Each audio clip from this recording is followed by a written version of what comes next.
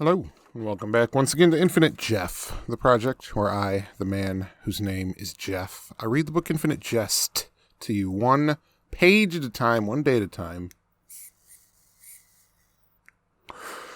And then I put it on YouTube, so anyone who might want to see it can, or to listen to it. Few do. But what is Infinite Jest? Well, it's a book by David Foster Wallace, originally published in 1996, a postmodern masterpiece in that it's very large and has a lot of different characters and different scenes, and it really jumps all over the place, and a lot of the things seem very random, so it's interesting, though.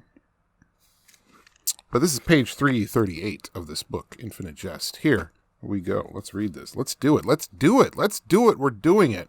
I can't believe we're doing it. We're doing it. Here we go. With the very breath and bread of Eschaton. Footnote 130. Players themselves can't be valid targets. Players aren't inside the goddamn game. Players are part of the apparatus of the game. They're part of the map. It's snowing on the players, but not on the territory.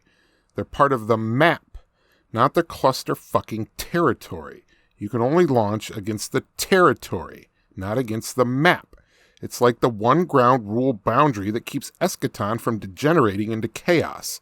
Eschaton, gentlemen, is about logic and axiom and mathematical probity and discipline and verity and order. You do not get points for hitting anybody real, only the gear that maps what's real. Pemulus keeps looking back over his shoulder to the pavilion and screaming, Jesus!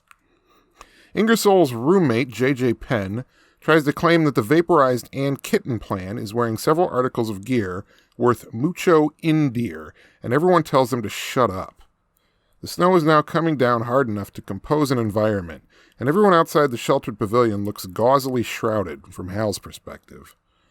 Lord is crunching madly away at the TP under the just open protection of an old beach umbrella a previous game master had welded to the top of the food cart.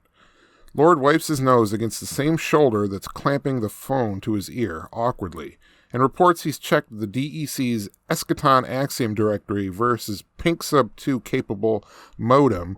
And then, unfortunately, with all due respect to Ann and Mike, it doesn't seem to explicitly say players with strategic functions can't become target areas if they traipse around outside their defense nets. Lamont Chu says, how come point values for actual players have never been assigned then, for Pete's sake?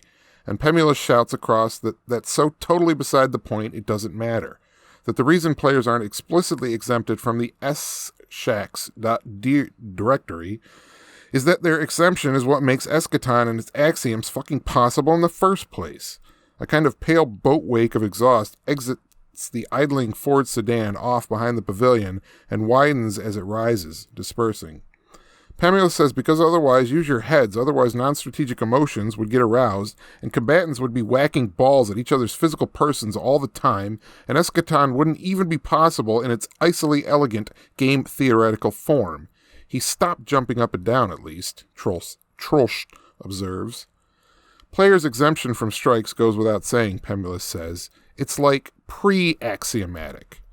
Pemulus tells Lord to consider what he's doing very carefully, because from where Pemulus is standing, Lord looks to be willing to very possibly compromise Eschaton's map for all time.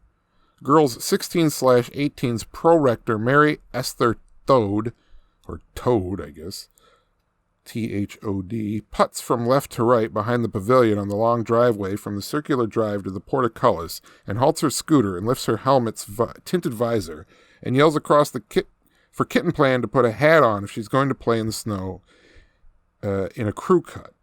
This, even though Kitten Plan isn't strictly in Mrs. Thod's umbrella of... Alright, that was page number 338. Of the book Infinite Jest, here on the conceptual project called Infinite Jeff. I wish you and yours a grand old time. Good night.